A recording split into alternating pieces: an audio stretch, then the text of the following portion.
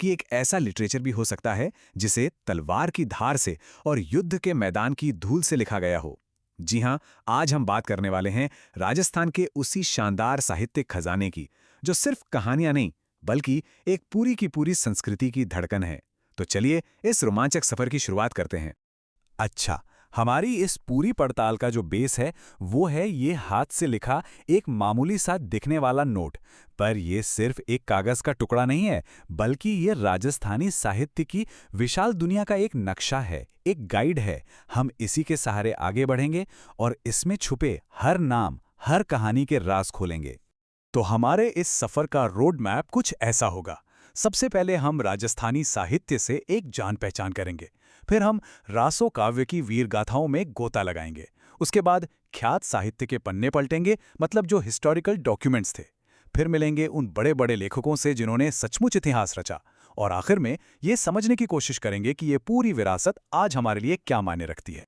जरा उस दौर की कल्पना कीजिए जब कलम और तलवार में कोई फर्क नहीं था। ये वो समय था जिसे वीर गाथा काल कहते हैं, और इस काल की पहचान है रासो काव्य। ये वो कविताएं हैं जिनमें युद्ध के मैदान की गूंज और वीरों का हौसला आज भी, इतने सालों बाद भी साफ सुनाई देता है। तो ये रासो काव्य आखिर है क्या चीज? देखिए, ये लंबे लंबे महाकाव्य हैं, एपिक पोएम्स, जो राजपूत राजाओं और योद्धाओं की बहादुरी के किस्से सुनाते हैं। लेकिन ये सिर्फ कविताएं नहीं हैं, बल्कि इतिहास की जीती जागती तस्वीरें हैं।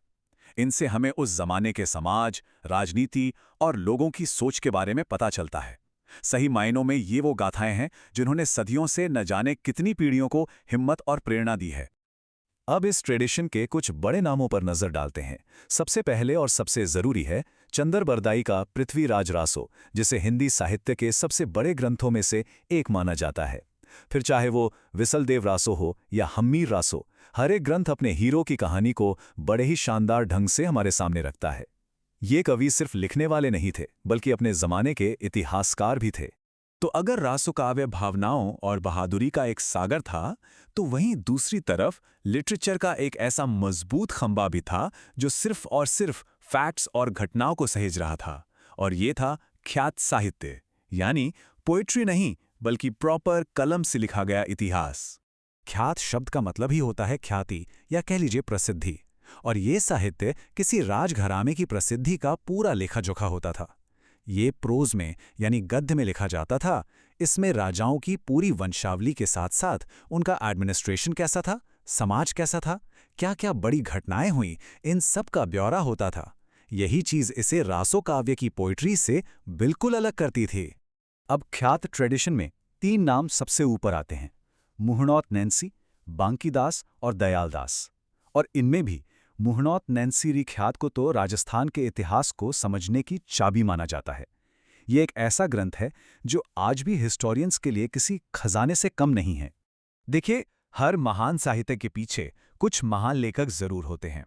तो अब वक्त है राजस्थानी साहित्य के ऐसे ही दो दिग्गजों से मिलने का, जिन्होंने अपने शब्दों से सिर्फ लिटरेचर ही नहीं, बल्कि इतिहास को भी एक नई शक्ल दी।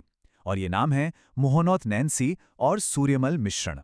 तो चलिए सबसे पहले स्पॉटलाइट डालते हैं मुहणौत नैन्सी पर। एक ऐसा नाम जिसे राजस्थानी इतिहास लेखन में बहुत ही ज्यादा सम्मान से देखा जाता है।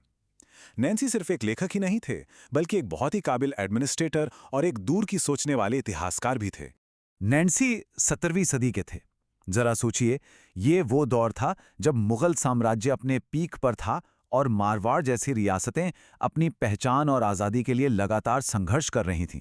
ऐसे उथल-पुथल भरे माहौल में नैन्सी ने इतिहास को सहेजने का, उसे रिकॉर्ड करने का बड़ा काम अपने जिम्मे लिया। नैन्सी जोधपुर के महाराजा जसवंत सिंह के दीवान थे, मतलब आज के ज़माने में कहें तो प्राइम मिनिस्टर जैसी पोस्ट थी उनकी। उनके काम का कद कितना बड़ा था, इसका अंदाज़ा आप इसी बात से लगा सकते हैं कि उन्हें राजस्थान का अबुल फजल कहा गया। जैसे मुगल दरबार में अकबर के लिए अबुल फजल थे, वैसे ही मारवाड़ के लिए नैन्सी थे। उनके दो मास्टरपीस हैं। पहला, मुहणौत नैन्सी ख्यात, जिसे राजस्थान का पहला सिस्टमैटिक हिस्टोरिकल टेक्स्ट माना जाता है। और दूसरा, मारवाड़ रा परगनारी विगत। ये किताब तो अपने वक्त से बहुत आगे थी। इसे जोधपुर का गैजेटियर भी कहते हैं। इसमें मारवाड़ के हर परगने, मतलब जिले के गांव, वहां की आबादी, वहां की पैदावार, जमीन, हर चीज का इतना डिटेल्ड ब्यौरा था जो आज भी लोगों को हैरान कर देता है। तो नैन्सी के फैक्ट्स और आंकड़ों की दुनिया से निकलकर अब हम चलते हैं कविता, जोश और वीर रस की दुनिया में और मिलते हैं महाकवि सूर्यमल मिश्रण से। अगर नैन्सी एक जबरदस्त इतिहासकार थे, तो मिश्रण वीर रस के एक बेजोड़ कवि थे। इनके समय पर जरा गौर कीजिए, 1815 से 1866 ये वो दौर था जब रजवाड़ों की ताकत कम हो रही थी और अंग्रेजी हुकूमत पूरे देश में अपनी जड़ें फैला रही थी। ऐसे में जब चारों तरफ एक तरह की निराशा थी, सूर्यमल मिश्रण ने अपनी कविताओं से राजस्थान के गौरवशाली अतीत की याद दिलाकर लोगों में फिर से जोश भरा। सूर्यमल मिश्रण बूंदी के राजा राम सिंह के दरबारी कवि थे। उन्हें मॉडर्न राजस्थानी पोइट्री के रेनेसां का हीरो माना जाता है। उनका महाकाव्य वंश भास्कर तो एक बहुत ही विशाल ग्रंथ है। उन्होंने अपनी रचनाओं के लिए डिंगल भाषा का इस्तेमाल किया। ये चारण कवियों की एक खास भाषा थी, जिसके शब्दों में ही मानो तलवार की खनक और युद्ध के नगाड़ों की आवाज़ छिपी होती थी। तो हमने रासो और ख्यात को समझा और नैन्सी और मिश्रण जैसे दो महान लेखकों के काम को भी जाना। पर अब आखिरी और सबसे बड़ा सवाल ये है कि आज इस दौर में इस साहित्यिक विरासत की क्या अहमियत है, ये हमारे लिए जरूरी क्यों है? मेरे हिसाब से इसका पूरा महत्व बस इस एक लाइन में छिपा है। राजस्थानी साहित्य जो है वो इतिहास, संस्कृति और शौर्य का एक संगम है। ये सिर्फ राजा महाराजाओं की कहानियां नहीं हैं, बल्कि ये एक पूरे समाज का आईना है, जिसमें हम अपने पूर्वजों की जिंदगी, उनकी सोच, उनके संघर्ष, सबका अक्स देख सकते हैं। और आखिर में मैं एक सवाल के साथ आप सबको छोड़ना चाहती हूँ। रासो काव्य और ख्यात साहित्य में हमें इतिहास और कल्पना का, यानी फैक्ट और फिक्शन का एक अनोखा संगम देखने को मिलता है। ये संगम हमें अपने अतीत को देखने और समझने के बारे में क्या सिखाता है? क्या इतिहास सिर्फ तारीखों और तथ्यों का एक कलेक्शन भर है, या फिर वो कहानियों और कविताओं में भी सांस लेता है? इस पर सोचिएगा जरूर। मिलते हैं अगले सफर पर।